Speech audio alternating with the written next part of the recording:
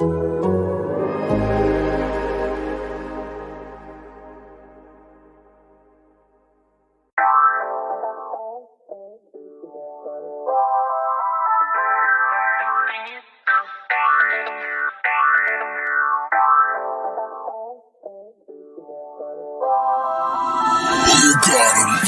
now.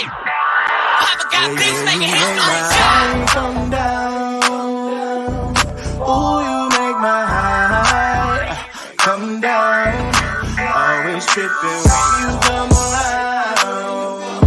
I'ma have to cut you out, like right now. You see, I don't have to drive me. You can say that for your mama. Maybe you should smoke some. Try the marijuana. I was never you good. The vibe was straight. Showed you a couple of things and they feel the change. I treated you right. Everything was a gift from a time to your bag and the color on your lip. Yeah, you plenty of Welcome to the Seahawks Man to Man podcast, powered by The Athletic. Shout out to the company. My name is Michael Sean Dugar. I'm here with my co-host, Christopher Kidd. You guys know where to follow me on the tweet machine, so I'm just going to shout out our YouTube channel, Seahawks Man to Man on YouTube. Hit that button, y'all. Hit that button. Even if you listen on Spotify or whatever, just hit the button. We appreciate the love. Chris, talk to him. Oh, I was going to show an example of how to subscribe, but it's too much. It's okay. They got it. Millennials, we got it.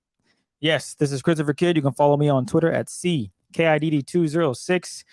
And that's CKid206. This is our midweek episode, but we are once again going to pivot away from having someone who covers the opposing team because, quite honestly, only like 3 people in the world cover the Cardinals. And right now, we don't want to talk to any of them. We'd rather have the homie Sam Gold join us. Sam, great with the film analysis, great breaking down the Seahawks. So he joins us on this week's show. Second time in this regular season. We'll make this a recurring thing here. Sam, how's it going, man? I'm doing great. How are you guys doing? Well, I'm back from Green Bay, which I'm very happy to be back. Oh, it was cold. It's hard to get there. It took me 4 planes total, like round trip. It's just awful experience just getting out there. If the Seahawks never play in Green Bay again, is Lambeau okay though? I feel like that'd be a fun feel, like at least historic. Okay, so I have a hot take. Lambeau's not great. Okay. I think it's like I've only been to about 17 of the stadiums. Maybe not even that many. I think I've been at least half if you include the London Stadium too. Yeah. And Green Bay is not even in like my top 10. What's like your number one? The newer ones are just the better ones. It's not even that complicated. Allegiant, it was really nice. That's the Raiders. US Bank, Minnesota is probably the best one. That one in Dallas, I think, are like a tier above the other one, just in like the coolness of the stadium. I think fan base. I still don't think I've heard anyone louder than Seattle.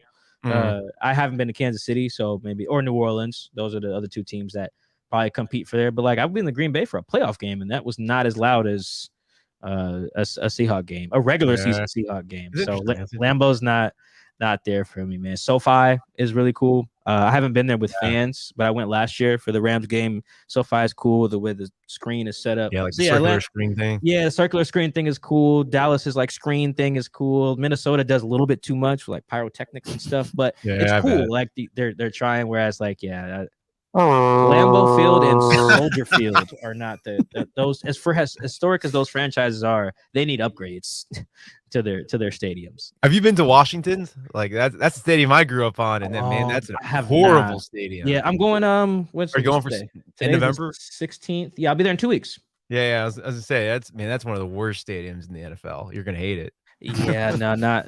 I'm not just gonna like getting out there. Just long trip. Tyler Heineke. I'm not really trying to. I don't get to watch Chase Young. It's just. Really, I'd be in high school and you'd be like, all right, we're getting tickets to this game. I'd be like, no, we're not. I want to go. My couch is way better.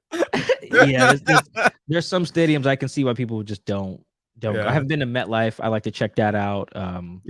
So yeah, there's some cool ones. There's some like Lambeau, Soldier Field, not high on my list. Even like Ford Field in Detroit was like a little better, but perhaps that was because I was in a dome and it was in October.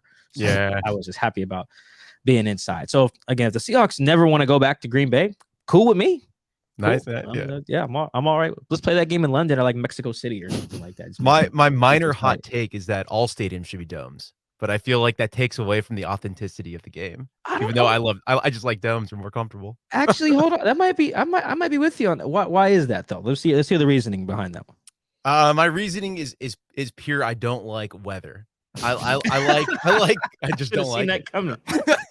It's the worst, and I know, and it's not a good reason, and I feel like people are gonna hate me for this, but I want 72 year round. Like if LA wasn't as expensive and didn't have wasn't crazily traffic and everything, that'd be a great place. But like I just hate cold weather. I just don't like the elements. Maybe that's just me.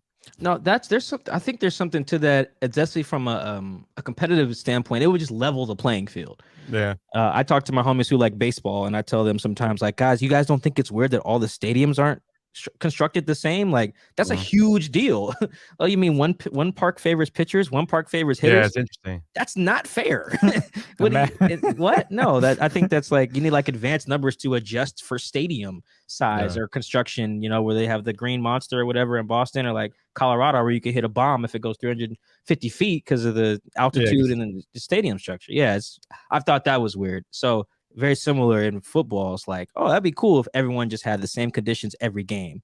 I'm sure kickers would hear that and be like, yes. Yeah. Yeah. The complete idea of parody everywhere.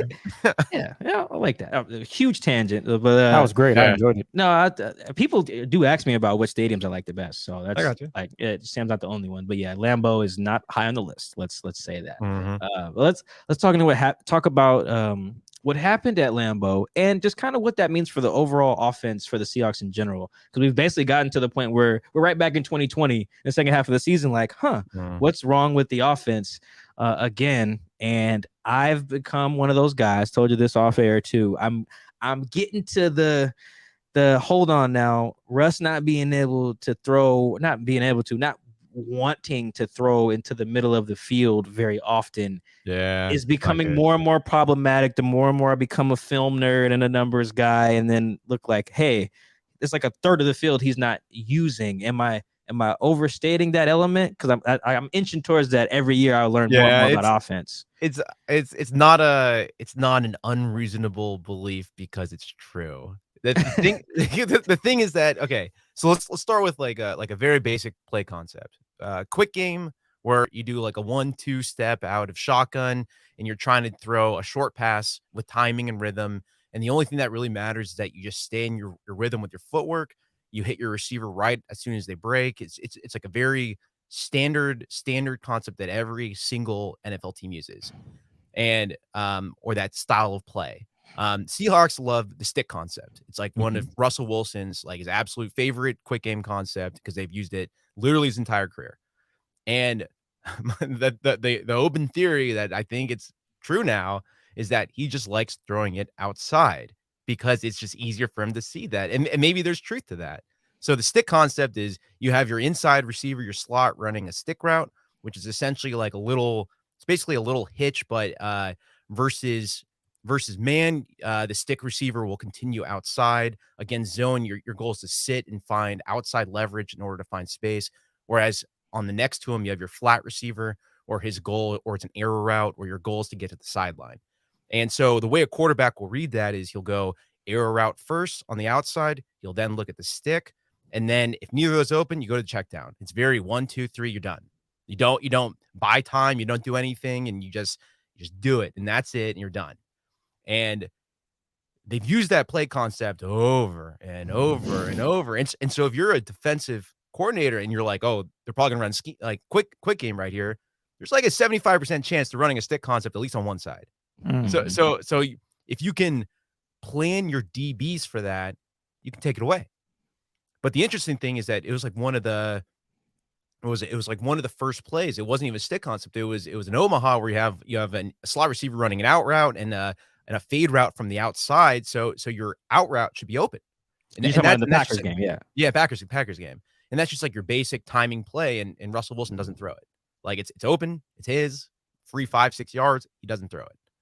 So going back to the comment about over the middle of the field, I think it's just he likes throwing it to the outside. He prefers, he's more comfortable where he can use a sideline in case he overthrows it, and he's used to just throwing it on the sideline. Yeah, but we're missing a huge chunk of the game because the dagger concept. It's a very classic play that the Packers use against the Seahawks to great effect too. It's you have your slot receiver running a go or a seam route up the middle, and his goal is to occupy the safeties. And then you have a dig route, and this was Devontae Adams, and he created, I don't know, it was like 20 or 30 yards on this. He cuts on the inside, it's an inside breaking route, a dig, and obviously the Seahawks can't cover in breaking routes. If we talked about that last time, and he's wide open. And so that's a free 20, 30 yards that every team loves that concept. And the Seahawks, for example, they don't run it nearly as much as they should or as what I want to see. Mainly because I just don't think he really sees it. He'd rather have a corner and dig, and then he'll throw the corner instead of the dig route. And it's like, even if the dig route's the easier throw for the vast majority of quarterbacks, he throws the corner because he likes that bucket throw. And that's exactly the play was the defensive pass interference against Tyler Lockett, where he gets kind of pulled back from behind and he falls over in the first half or first quarter. The dig route's open too. He could have taken that and it would have been a free play, or it would have been a good play, good throw, good read, everything. Like, I don't blame him for throwing the corner for the record. It's more, he just enjoys throwing the corners. He enjoys throwing the fades up the sideline. He enjoys throwing the arrows and all those near the sideline. So I think we're just getting to the point where he's just not comfortable throwing over the middle. And I think that's just a reality. And it's really hard to play the game when, exactly as you said, if you're going to a lot of too high coverages, the middle's open. You have to take the middle. That seam throw that you want back in the day, Jimmy Graham running up the middle, you need that. But we just aren't hitting those. And we're not hitting those over the middle stuff because Russell Wilson just doesn't do it. Is that, to give people like a clearer visual of that type of concept, is that the concept DK scored on against the Niners last year? The one where he catches it and runs by everybody at home? Do you remember that? Probably. I would need to rewatch it. I'll be honest with you. When he catches the ball and runs across the field and no one touches him and he hits like 22 miles an hour. I know that play, but I'm wondering what Tyler Lockett was doing on that, because that might have he might have been running a corner. Is the thing is that it's usually that or like a post or something like. But I know what player I do remember when DK just caught it and streamed across. Yeah, he ran across everybody and then just ran to the sideline and scored for like 76 yards. Something crazy. It was huge. It looked, because I remember looking at that play. The reason it came to my mind, I was like, that was real simple. You just throw it to DK, he runs by everybody. Yeah, cleared it out. Run that play. And then like Will Dissly, for example, like if you're going to get him involved in the offense, you get him involved on a drag route or something underneath where he can grab it and run across, and that's his game. Like, he's like the one thing that really impressed me when he came out of college was that he can actually run a very impressive drag route. and it's not like it's I'll say this. If you screw up a drag, I'm going to get angry, but if you run a good drag, I'm going to get really happy. What happens, a lot of receivers, all right, this is going to kill me because I have to say this, is that if you run a drag and you push up to 5 or 6 yards and you come back to the ball, you just screwed it up, and I hate you. You do not come back to the line of scrimmage. Exactly. Because you're giving up yards, you get tackled, and it's like in Madden when you don't hit like the yak button, and they always come back and they always get hit. It's horribly annoying. But what Will Dissly can do is he can push up, and that pushes the DB farther up. So instead of getting to 5 yards, he goes to 8 or 9, and then he comes back to the 5-yard mark. So he still gets the net 5 or 6 yards on the move, but he cleared space. So it's like Will Dissly can do that. Yep. So let him run a drag. And they were using him on like an option route, and I'm like, yeah, you're not gonna use Will Dissly on an option route. Come on, man. Like he's good on spots. He's good on drags. Like you're not gonna use him on option though, but they used him on an option. That's a KYP. Know your personnel with that with Will Dissly. But you mentioned running the drag route. There are times when I think speedy receivers, Tyreek Hill comes to mind. Yeah. He runs a drag route. It makes me. He comes back to the ball and he starts dancing, and now it's a 1-yard gain. Yeah. Where, to your point, keep that distance, catch it and go. It's a drag. It's supposed to. Exactly. Go ahead, Mike. So this is what I ask next, because you're not gonna sign anybody new, right? Like, you can't trade for anybody at this point. They're not, the Odell thing is done. So this is the group they've got. The team. But is the personnel there for Russ to even attack the middle in the way that he can, like beyond Will running digs or Will running drags? Like, do they have the guys who can excel in getting open in the middle of the field to help Russ out?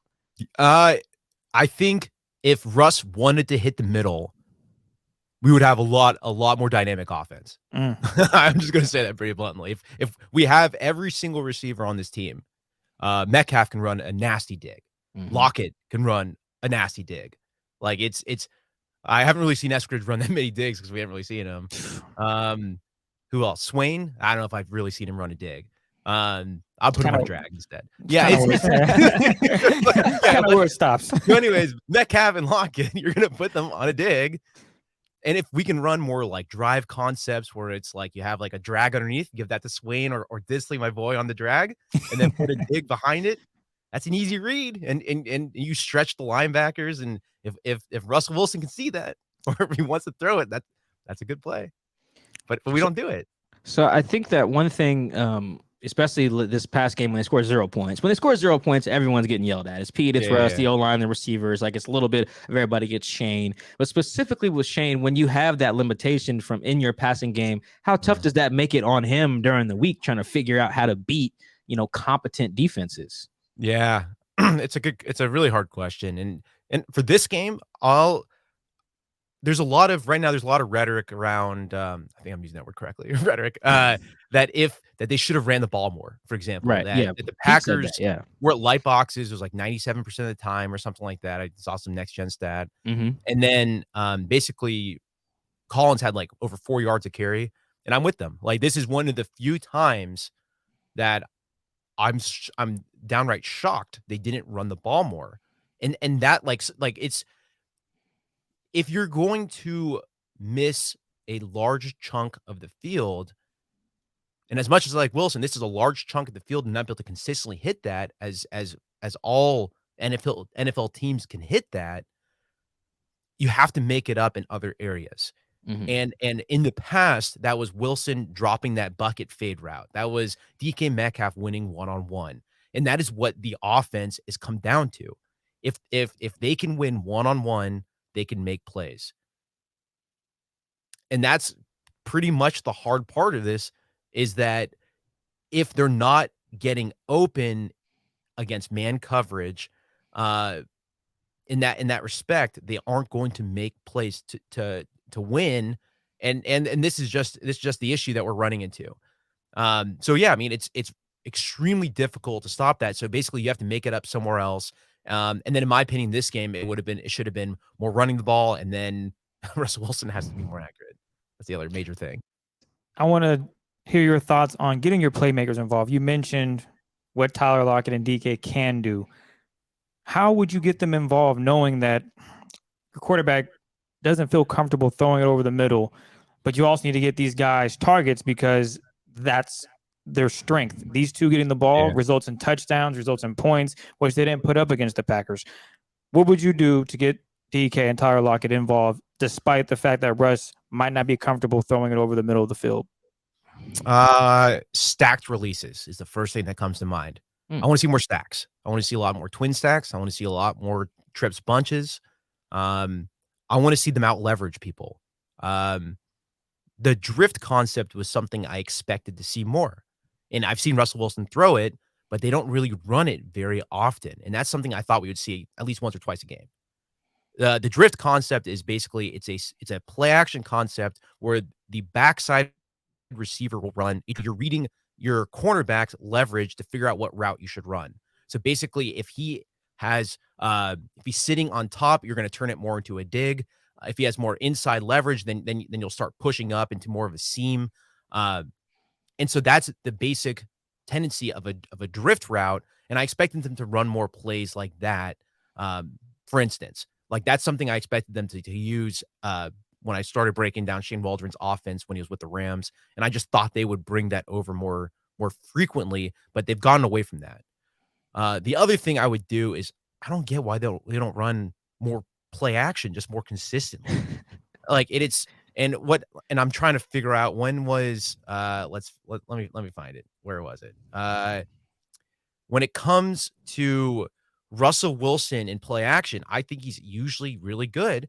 And obviously this game is the anomaly just because he was terrible in the entire game. But for example, they had 12 attempts or 12 dropbacks in play action, and they had 36 without it. That's only 25%. That ratio should be the reverse. Run play action every single play.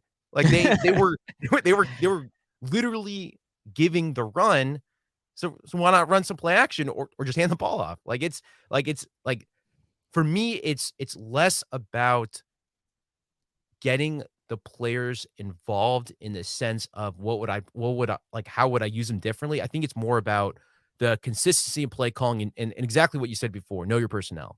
And I feel like they've gone away from the true strengths of this team. And that is Russell Wilson on play action. I think that is DK Metcalf on a deep dig. And even if it has to be a deeper route, push him deeper so that Wilson can see that. And maybe he has more time and maybe he has to step back a little bit and then jump forward to throw it. I'm fine with that. But it's just we're lacking on the basic things, and we're expecting to make it up in other areas, and other teams are shutting it down. Another thing I want to look at is the run game, because against the Steelers, Coach Tomlin, they did a little halftime report, and Coach Tomlin expected the Seahawks to throw the ball. The Seahawks did not do that. They decided to run the ball, which got them back into the game. Alex Collins ended up going for, I think, over 100 yards that game. And then against the Packers, they didn't do that. And you mentioned they should be running the football. Is it the fact that they're missing Chris Carson, or is it just the fact that they don't have a good offensive line and the running backs are struggling to find holes because there's nothing there? Yeah, it's an interesting question. And the run blocking unit, and this is per Pro Football Focus, is ranked something like 26 in the NFL in terms of their grade. That's not good, obviously. No, it's people, yeah, it's straight up, it's bad. Like, it's like if people were looking at the 49ers game and saying that we should run the ball like they do, and it's like, yeah, they have the 4th ranked offensive line in run blocking. Of course, we'll run it.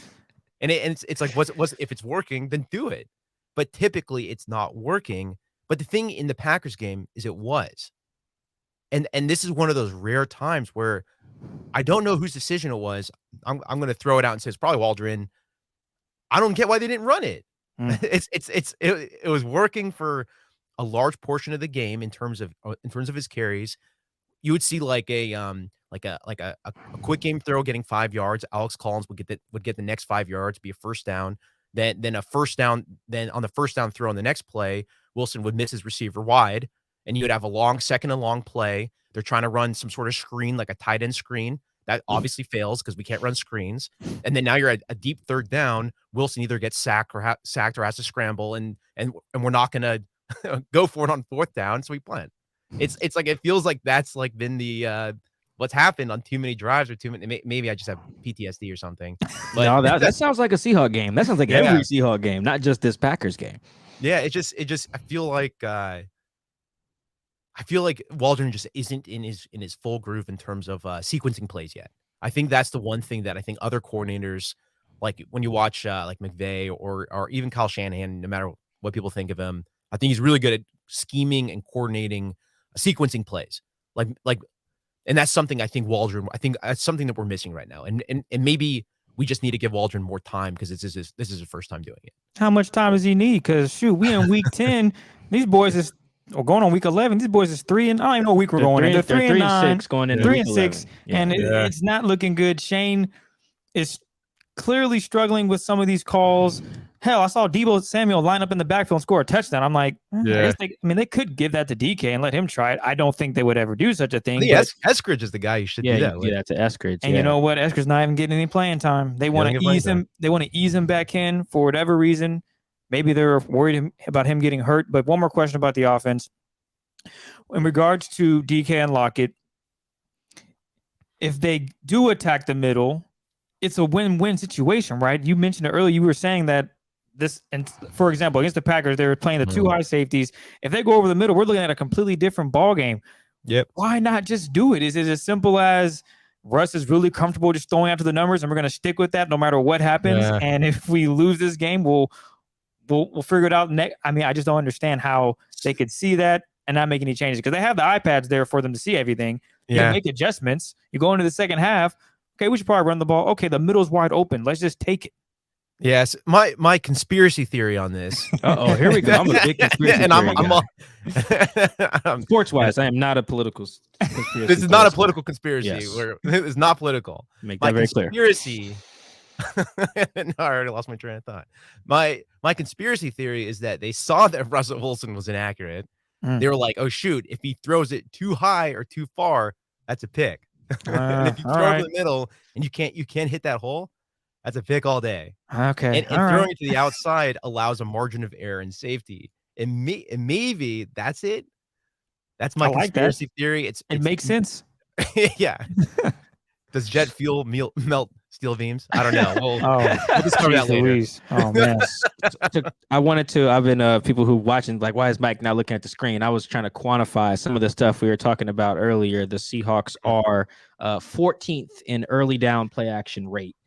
Which it's increasing. That's better than last year. It was better. It's better than like 3 weeks ago too. But like to also quantify how good they are when they actually do play action, they're 6th in expected points added per play. There you go. Play action. Run play action every single play. And it doesn't have to be always just turn around, fake it to Alex. There's other ways to fake a play, fake a run. So I mean, they're good at play action and don't do it enough. And it seems like one of those things. Like if you're going to coordinate an offense run by Russell Wilson.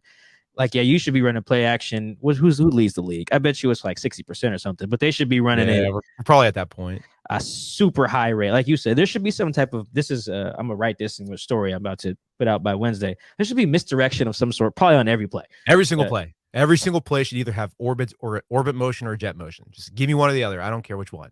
You should have an offensive coordinator job pretty soon here, Sam. Just throwing it out there. The Cardinals get fired so fast. The Cardinals use play action on early downs. That's first and second downs. I should say that at the highest rate in the league right now, according to True Media, 45 points, 45 even. So 40, damn near half the time.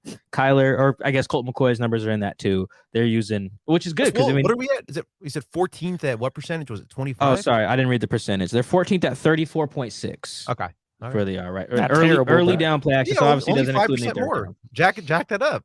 Yeah, exactly. Get it up. Yeah, no, get that way up. So that's one of those things where like if you want to be critical of the team, like that's very fair. It's like do the thing Russ is, but if he's gonna have that thing that he's not gonna do, fine. Maximize the thing that he does do really well, which is fake the defense out. Speaking of defense, let's talk about that a little bit. Last time we had you on the show, they were turning things around, but the skepticism was there because what was that before they played the Saints? So that was after the Steelers game. So they had basically just kind of one decent game, which was against the Steelers. But since then, they've been playing well. Their numbers have been good. One of the best third down teams in the league since about week 4. I think they're top 10 in points allowed per game for the year, not just isolating week 4 beyond. Did they fix something? Is this about who they've played? What's your theory there? Good question. So we've seen a couple things. For example, in this game, we saw them giving up a good amount of yards, but then stopping the offense in the red zone. We saw that a couple times where Mason Crosby missed a field goal and then he made one. Good result. It's a really good result for stopping a team like the Packers. I'll take 3 points any day of the week for 2 drives like that, especially for how many yards they give up. I think what's happening is that they have better outside corner play. So you have DJ Reed and Trey Brown on the outside, and they're both playing way better than what was happening before. So I think that's number one thing is we finally have a stable outside cornerback in Trey Brown, because he's not Sidney Jones and he's not Trey Flowers either. I think that's the one huge positive. The second thing, Brooks and Adams are playing way better in coverage too. I think both are very positive. I saw Brooks from the weak hook cover a wide receiver 3, run that at the seam, and I saw that in college too. And I've seen him doing it more consistently, which is something I like seeing a lot.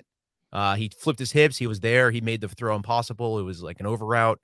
I think it was Alan Lazard. I'm not actually sure. It was Lazard. Yeah, I think he dropped it. He did drop it. Yeah. He dropped. Yeah, but it was a difficult throw. It was out in front, and he kind of had to dive for it anyways. And like sure, if he didn't drop it, maybe that's a catch, but that's still good positioning in my opinion.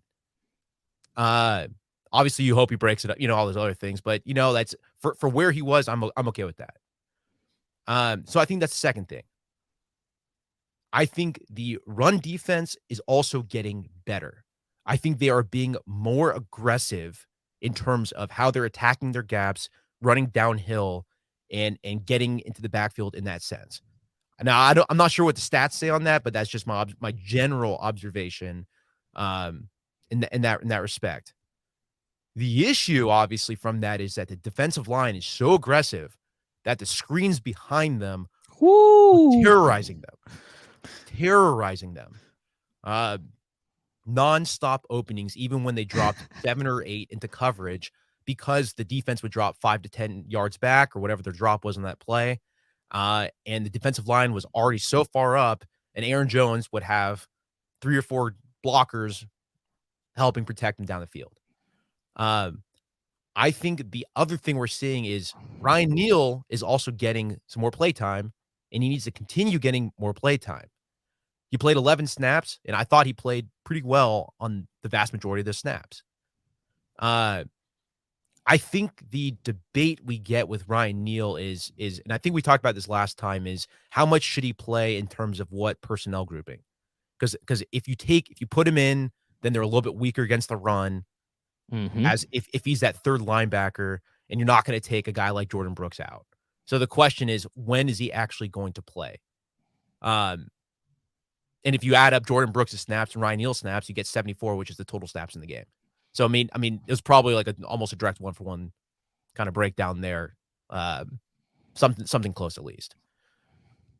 I think it's a combination of those things that we're seeing. I also think we're seeing Jamal Adams trusting his other teammates also. I think his angles are a little bit better. I think they started allowing him to play a little bit more free safety, where he's the deep free safety, which is something I know a lot of people freaked out about. But his breaks and his timing in this game specifically were very good. I thought he did a great job from the deep free safety spot in their cover 3 looks at breaking at the receiver. So I thought that was really good. He also had that interception, which was cover 3 in the red zone. I mean, he was just there, and that was a terrible throw. Let's be real. But he still caught it, and I think we should all clap for him catching the ball. That was great. Applaud to Jamal Adams. Yeah. For he has since, at the time we're recording this, he has since posted a picture of his interception. Yeah. Oh wow. And said meme that shit. Hashtag Prez. So Yeah. he's letting everybody know that he can do it. I want to quantify something real quick that Sam mentioned. According to True Media, the Seahawks are allowing the highest number of yards on running back screens in the NFL. Surprise. 258 yards. What's like the distance to the next, like how bad is it?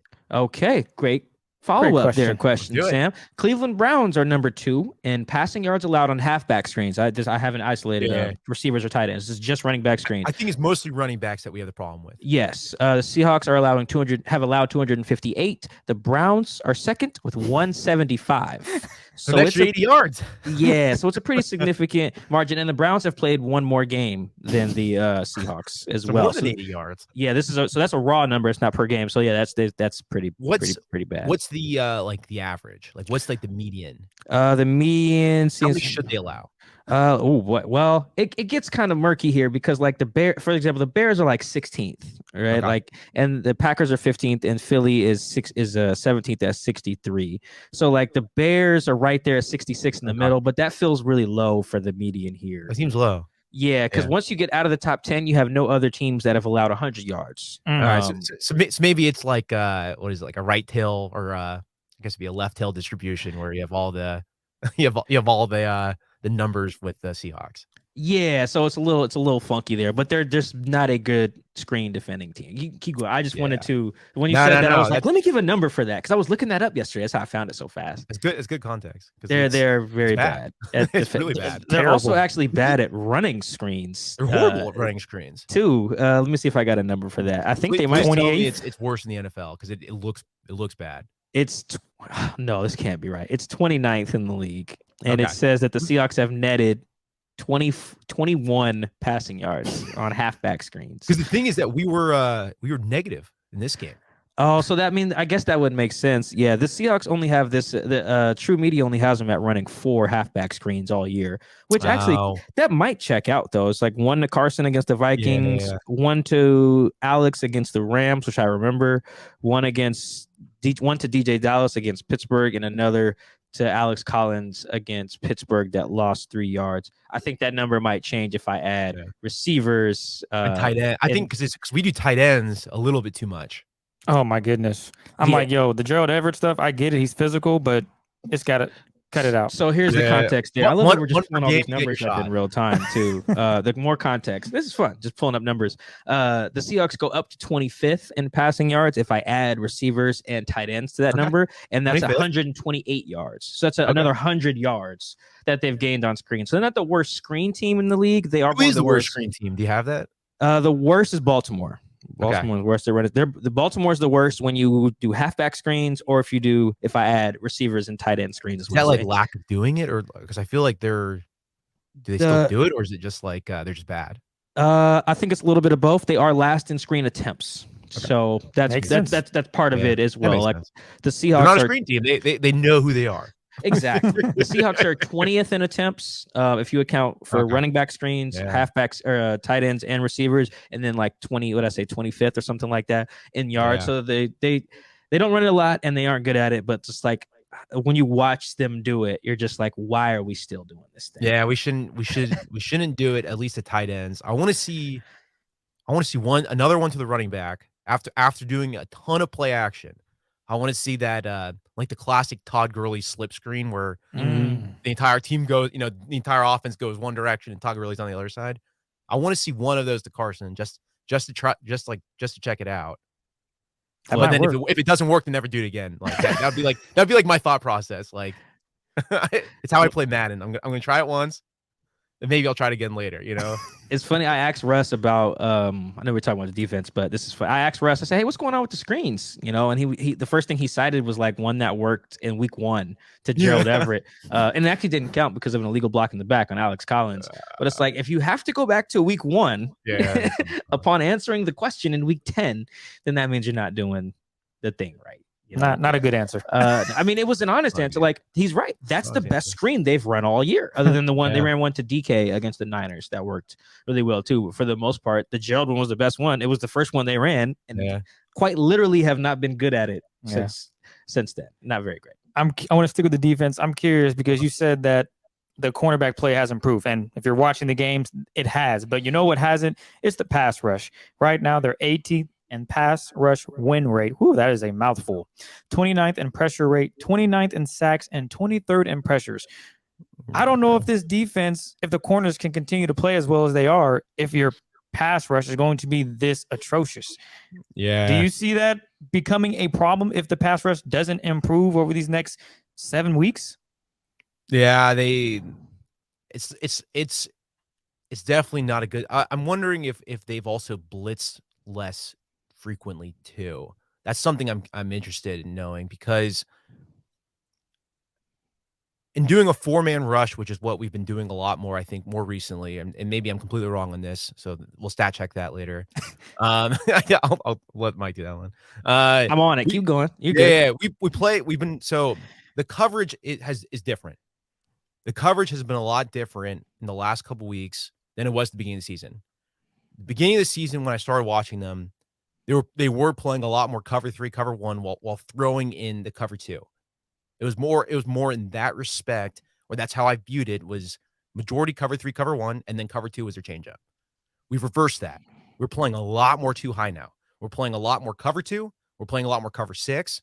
I even saw some quarters. I think I saw quarters. We're also doing a lot more where we start with 2 high and then roll down to cover 3 from that 2 high look, at least in the beginning. That is helping the defense, at least the coverage side, a lot more, because it's pushing a lot of the reads. So what some teams will do is they'll do a 2-sided concept where you have a cover, like a 1 high side play design on the left, let's say, and then a 2 high play design on the right side. And so it pushes the read to the other side for the quarterback.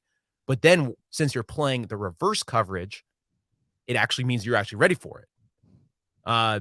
Very, very, very simple idea. And it's working more from a 2 high look, I think, because that rotation is putting, let's say, Adams or Ryan Neal, it's putting them into a read and react forward looking position where they can attack the ball. It's allowing them to key the guys to the quarterback to attack. I like that better than the other rotation. To be honest with you, I like it way better. Because it allows them to see the field a little better. At least that's me personally. Yep. So they've been doing a lot more two high looks, and I think that's helping the coverage unit. I think they've been playing a lot more cover 2. I think they're doing a better job at passing those routes off. I feel like the miscommunications are going down, which is something we're seeing on the field, which is why we have a lot fewer big blown assignments and big mistakes. Those are all positives. Now, in terms of the pass rush, I have a feeling we're blitzing slightly less. I don't have proof on that. I think we're blitzing slightly less. And I think what's happening is that because we're blitzing slightly less, because we're trying to keep the back end coverage more sound. Because I think our defense now trusts our back end coverage as opposed to the other way around, which is what it used to be. Got it. And I think that's actually a fair trade-off. But then you do risk having fewer rushers rushing, fewer pressures in that avenue. But maybe Mike has a different take on that. No, I got you. I was doing my research. I'm like the ESPN stats and info guy today. This is really fun. This is like actually how I spend a lot of my like off days is like just playing with numbers, see what other teams are doing. So last year the Seahawks were 9th in blitz rate. If I'm reading this, Jamal Adams was crazy last year. Yeah, so that impacted it. They were about 34%, which, like I said, is 9th. Damn, the Ravens were at 42. Good Lord. The Ravens were just sending 5 guys. At least 5 guys. Like, oh my goodness, like half the damn time. Oh, that's brutal. All right, so let's go to 2021. So remember, those are last year's numbers. So this year the Seahawks are actually 19th. So they've fallen back a few spots, and they're at 22%. So that's much lower. So you are correct. So you got it, Sam. You're good. They're blitzing a lot less. I don't have Jamal's numbers in particular in front of me. I have Jamal's numbers actually. Oh, so, see, there you go. Yeah, I got it. I got him up. So we had, how many games did you play last year? Is that 17? It looks like 17 games, roughly.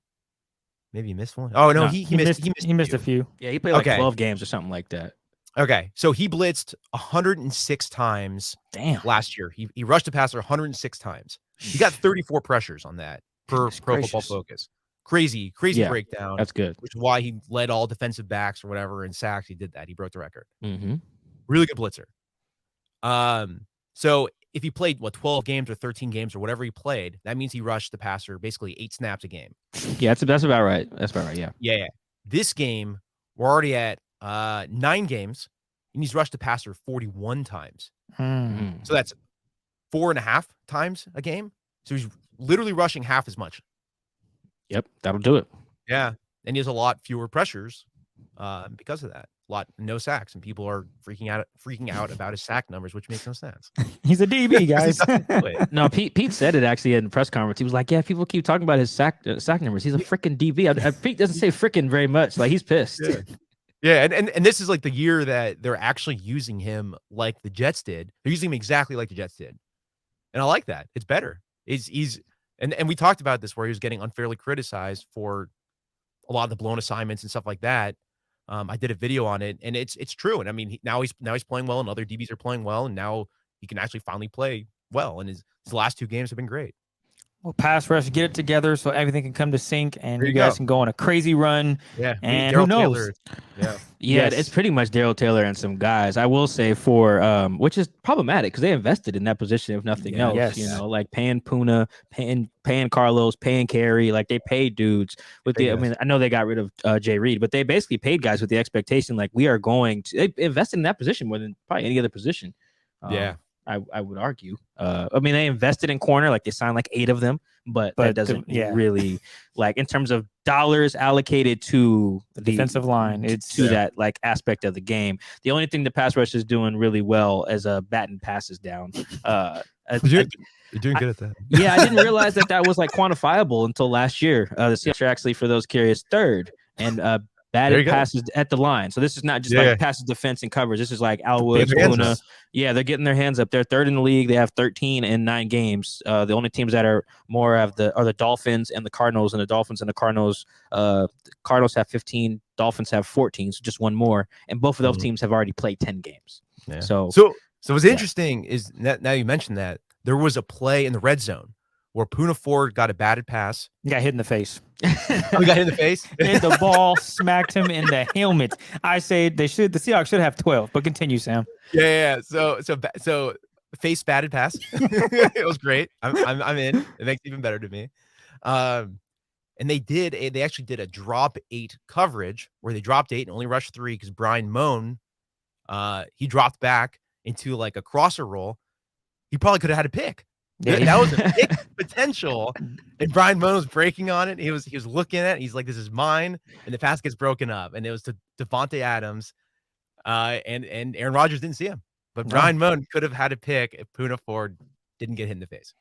Yeah, we've seen Poona drop into coverage. I said Poona's gonna get a pick 6 one of these games. Oh no, that would be hilarious. Now the defense has turned a corner though. They still have that. They're like the 6th best red zone defense too. One of you guys mentioned red zone. I looked at it. I'm looking up everything here. They're way better in red zone now. Yeah, it's that's something that they've done a really good job in the past of, even though they allow a ton of yards, they minimize the points. Yep, which is that's such a game changer. And I think it has to do with their coverage rules and zones. Is that they're better in a tighter space because of that. And I just don't think they mess a lot with man coverage in the red zone. I think it's just a ton of like cover 3 and cover 4, and they're just like, look, you ain't gonna score on us. You can just keep throwing it underneath or pounding the rock until you get it, but you're not gonna throw it on us. Yeah, they're dang, I had the number in front of me. They're like a top 10, third down team and like a top 10 red zone team. Yeah. And if you stay in the top 10 in those 2 metrics, like you're usually all right. Regardless of the other, there's yards per play, yards per attempt, EPA, like all those matter as well. But if you're getting off the field on third down and teams aren't scoring touchdowns on you when they get into the red zone, you're probably going to be a good defense, independent of most of those other factors. So we've gone through both sides of the ball here. Kind of dove into some numbers on both, talked about some concepts on both.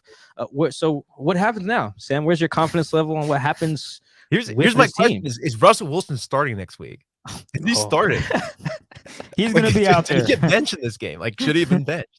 There is. I would never bench Russ for Geno, but there is an argument to be made that he came back too soon. He came back a week too soon, at least a week. I would have put him out there. I'm one of those. I don't know. Maybe we should round table it and see. Oh, we talked about it. Remember? Well, I want to have included Sam in this. Gotcha. I'm a person where the greater than, less than signs are real popular on social media these days. My 80% of Russell or even 50% of Russell healthy is greater than anything else the Seahawks are going to do. That's just kind of where I am. So even if he is banged up, if he can't take a snap from under center, which is problematic, by the way, if he can't do that, I still put him out there over Geno. Let's round table this. Chris, where are you at? I said this maybe 2 weeks ago, and I said if Russ is not 100%, I am not putting him out there. Risk of further injury, or he just stinks. And ultimately, it was he stunk. Now, to put Geno out there, I don't know if Geno would have done any better, but he's healthy. I'll take the health. You take the healthy. I'll take Geno? the health. Right, where you at, Sam? Okay, so now this is something I was kind of going back and forth on, and it mainly comes to how the defense played Russell Wilson versus how they would have played Geno Smith. Mm-hmm. Would they have played the same light box? Would they have played the same coverages against Geno that they did with Russell Wilson? If you make the assumption that they would have, then I think Geno could have potentially done a lot better, just because Wilson was just that bad. Yeah, like I went through the game and he was inaccurate. He didn't trust himself to throw into tight windows. His anticipation was horrible. Pocket presence was awful. He started dropping a lot to 9 to 10 yards past the line of scrimmage, and that's allowed edge rushers to come around and hit him. He just wasn't good. His interception was a horrible decision. It was a backside safety that he just completely missed. Talk about the second interception. Second interception. Sorry, second interception was just a bad decision. And it's like against cover 2, you can't miss that. That's like rule number 1 is check backside safety. That's like literally rule number 1. The great part is the concept. I think he trusted the concept too much to where you have a back. It's a 3-by-1 set where you have the backside receiver, tight end running a deep curl route, and the hope is that gets the backside safety to jump, and then you have your Tyler Lockett running a post route hitting the middle. That's your hope. Mm-hmm. Didn't happen. Obviously didn't happen. The backside safety just keeps drifting. He keeps drifting. Russell Wilson should have seen that. He didn't. Threw it anyways. Interception. He should have checked it down to, I think it was Swain underneath. And Swain, kept the drive alive, kept going. Bad decision. Horrible decision. So the question comes back to Russell Wilson and Geno Smith, and if Geno Smith would have gotten different coverages. I don't know. What do you guys think? I do you think the Packers would so. have played differently? Yeah, you can tell like just their safety. If you just watch Savage and Agent Amos, you can just they have so much respect for, or maybe respect or fear, whatever you want to call it, of DK and Tyler. Like even on the Kevin King interception, I mean, this is the greatest argument for adding more firepower. DK and Tyler are doubled. You know, like that's the red zone, so it's a little different. But like they respected those guys a lot in that game. Even Tyler's deep shot that Russ over, like that was a really hard ball for them to complete if they were going to do it. The Freddie Swain went down the sideline. That was a backyard like scramble. That's why Savage came up a little bit. But even then, he was like, no, I'm not going to get beat deep. So you could just tell the safety discipline was just there in a way that maybe it wouldn't have been there with Geno. I'm not sure, because the Steelers were similarly like not afraid, but they were also trying not to get beat deep. So I don't have a good answer for it, but I do think they probably would have played a little less fearful of the deep ball, but still worried about it, because I think every defensive coordinator gets paid. They're coming in every game saying, we can't let 16 run by us. We can't let 14 run by us. If we keep them in front of us, we'll win the game. And they are largely correct. Seahawks didn't even score. And I mean, they threw over. They were able to smoke the Jags because the Jags are the Jags. But not only the Jags, the Jags play a lot of man coverage. It's cover 3, cover 1. Yeah, so it's a little bit easier to carve up with Tyler and DK. Whereas if the team just sits back there and is like, throw it underneath, we got this. You know, it's hard to beat that. So I think you're right. It does matter like how the teams adjust to Geno versus playing Russ, but I think they're a little bit afraid of the deep ball with Geno, but I still think they're less. What is it? 97%. We said that Next Gen tweeted out. That was a lot. It was like that's a lot of light boxes. I think that number is probably somewhere in the 70s. Or something like that. So I think the next question would be, and I'm in the camp that you have to start Russell next week, and that's just because you need the upside. You just need the upside. But my question, and after that performance, you can't see something worse. I think that's my other argument, is that we've already hit the floor. Like if they score negative points, boy, you buy the dip and you hope it rides. Like, that's the whole that's the hope. Shoot, what was I gonna say? Russ being starting on Sunday. I mean, I lost it. We're gonna have to come back to that. Oh, it's okay. It's all right. I mean, I do think you gotta play Russ. I mean, but going into that, I'm like, if Russ is not healthy, why risk it? Because if he gets hurt, what if he gets hurt again? I know it's a big what if. It's football. Everybody gets banged up, but the season's already not great.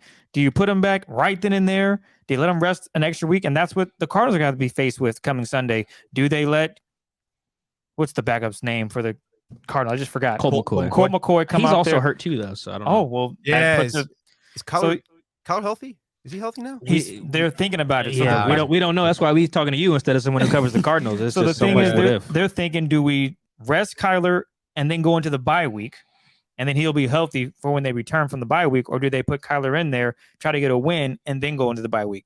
That's a tough decision to make, especially when you look at the rest of the season and what you want to have planned to do, playoffs, Super Bowl, whatever the case may be. So with the Seahawks, with Russell Wilson, it's like, okay, we're 3-5, 3-6. Well, this is prior to the Packers game. Excuse me. I'm saying, okay. we're 3-5. Russ is saying he's ready to go. He's wearing tape on his finger for whatever the case may be, just to get some stability, whatever.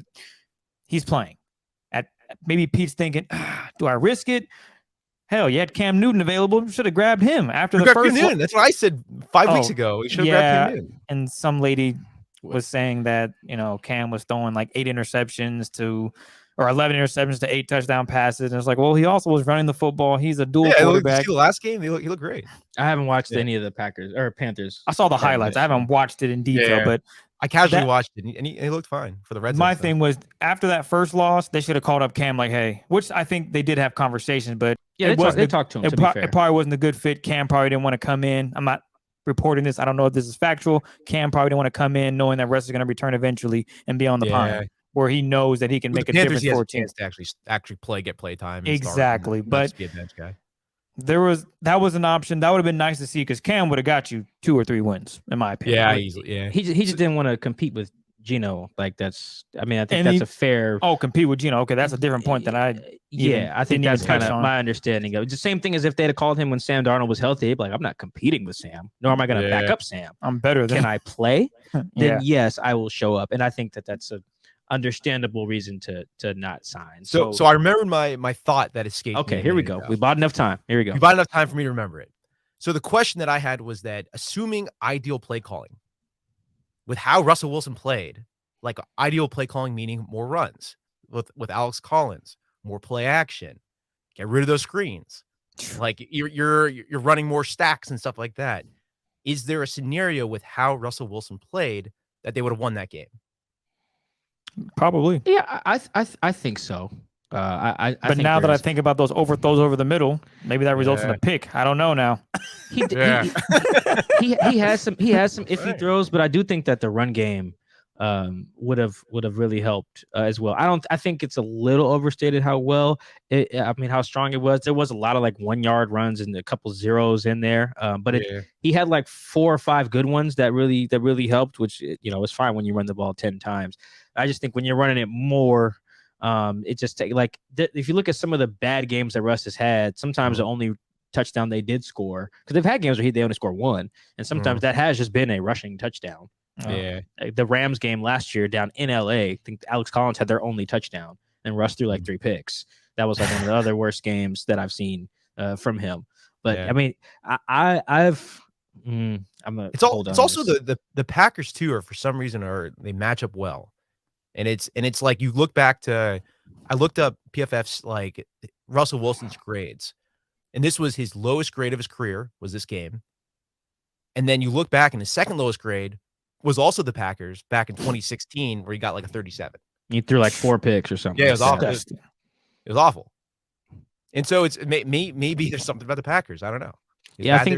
I think the Packers, and he has some. I mean, it's not totally, because he's not lost to them as much time as he lost to the Packers, but the Vikings, his numbers against them have been. It's when Zimmer has figured out, like, try not to do the explosives, and he finds a way to lose. But I never want to use the term figure it out unless you got like a gimmick, like you're doing the Wildcat and the Dolphins were doing years ago. Like, you can figure out the Wildcat, I think, but you can't figure out an elite quarterback like a Mahomes, or even like Josh Allen has become, like, he's a great quarterback. I don't think you ever figure out those guys. You just try to make life hard on them and see how they respond. Yeah. And that is what the teams have done to the Seahawks, I think, in the better part of the last year and a half, is just, let's make life hard on Russ and the offensive line, force them to do the thing that they're not as comfortable doing, and see how they respond. And we've seen the results. It got Schottenheimer fired. Man, I guess that's not funny, but like that's the reality of it. All right, let's end this on a prediction. I'm gonna put both of you guys on the spot, because when I'm like hosting, I can do that. Let's start with Sam. Give me a season prediction, or like a record prediction for the Seahawks 2021. How do you think this ends? Let's assume just no major injuries. Russ plays every game. Dwayne Brown's fine. Stuff like that. Just assuming no major injuries in the division either. Kyler comes back. Stuff like that. Let me look at the Seahawks schedule so I don't. Detroit's coming up. They got the Texans and Washington's that could be a win. Yeah, they play Arizona, Washington, San Francisco, Detroit, Houston, the Rams, Cardinals, and then 49ers. Bears too. Yeah, Justin Fields. Yeah, I can easily see them splitting, going to the end. They're 3-6 now. I think they're either going to be 6-11 or 7-10. Oh God, that's getting somebody fired around here. Maybe maybe I'm more pessimistic than most. I think I'll go 7-10. 7-10 from Sam there. All right, Chris, take the people home. What you got? You're next, by the way. No, I'm not gonna do. I'm gonna go ahead. Toss it to me. Watch me close the show. I'm gonna say they're gonna finish 8-9. 8-9. Yeah. All right. There you go, folks. So if they finish 6-11, 7-10, or Sam. 8-9, no, yell at the two of you. Don't yell. Yeah, just hey, I said 8-9. That's better than 6-11. That's getting everybody fired. It's very, very clear. All these records would get somebody fired. Well, think about it. How many games are left? 7 games? No. 8 games. 8 games. I think they win 5 more. There's 3 they could choose. You got them going 5-3 the rest of the way? I got them winning 4. So, I mean, is that really that bad, Mike, when you think about it? I'm just saying it. It's somebody's getting their head chopped off. That's fine, but isn't that reasonable? I like to plan or hedge my happiness. So if they do a lot better, then I'm happy because they did better, and I'm like, oh great, I was wrong. But if they do worse, then I'm like, oh damn, they were a lot worse. Well, it can't get worse than 0 points, so they're gonna score more points. True. And me and Chris called the offense broken after the game, and I actually stand by that. Watching the tape again, like there are some fundamental parts about this that just aren't meshing well. They're not calling things like we talked about. They're not calling the things that Russ is good at, and Russ isn't hitting the things that he should be hitting, and then the O-line's not great. Like it's just too many things are going wrong. Worst third down team in the league, so a lot of things going wrong. But they'll score more than 0 every week. I'm very confident. And you dodge the question. Go to Vegas with that one and put that one on me. That Mike says they'll score more than 0 in literally every game this year, and that's I can damn near promise you that. So that's my prediction. There we go. That's my only hot take. I'm gonna set you up. I have something for you. I got you. I'm gonna catch you slipping. That's my bold take. And Sam, now if they don't, we're gonna be upset. Oh. That's gonna be bad. That's gonna be somebody getting fired that day. That's one of them tarmac firings. Even if they don't have to fly, even if it happens at home, somebody could take whoever to the tarmac at SeaTalk and fire them just to make it a tarmac fire like they do in college. Sam, we're very happy to have you join us. I don't want this to be the last time for the regular season. Hell, maybe we have you back on when they play Arizona again. You know, that's be our thing. I feel like no one covers the Cardinals, so it's just like everyone talk to them. Who knows? I don't know if people want to hear about the Texans either. So maybe bring you back that week as well. But we appreciate the insights, man. I'm gonna shout out your Trey Brown film study that you have on your YouTube channel. It's very good. I enjoy all your film studies, but I think that was the most recent one. You got anything in the works coming? Any film studies you want to tease to the people? Yeah, I'm doing Mac Jones is this week. He's looking real good. Should I start him? Should I start him next week, Sam? I wouldn't start him. Dang, he's looking really good. He's playing the Falcons this week, right? You wouldn't start him against the Falcons? It was a joke, but Sam just told me don't do it. I'm looking forward to that because you're gonna come with the nuanced take that we need here. Because I don't know if you go into the interwebs and just search Mac Jones, you get just such bad discourse. I think he's good. I think he's looking good. No, yeah, definitely. As someone who has a Browns defense in fantasy, I'm very aware of how well Mac Jones just played. Yeah. Before you go, we need you to come down to Seattle and do a film review on our flag football games. I think we would learn so much from you, Sam. It would be great to have you come to Seattle with your notepad, laptop, and watch a few games. And man, that'd be great, man. What do you think, Mike? I mean, throw it to me. That's the film. Throw it deep to me. That's it. But anyway, that is the Seahawks Man to Man podcast this week. Shout out to the homie Sam Gold, man. Sam, we appreciate you all the time. You do great work. We love talking to you. This wasn't as doom and gloom as we've had in our other pods. Our post-game pod was very doomy and gloomy, so that's what happens when you score 0. So we appreciate you, man. Appreciate you guys for tuning in. Thank you for everyone subscribing on YouTube, Spotify, Apple, The Athletic, all that stuff. We will catch you guys after the game on Sunday. On that note, we out.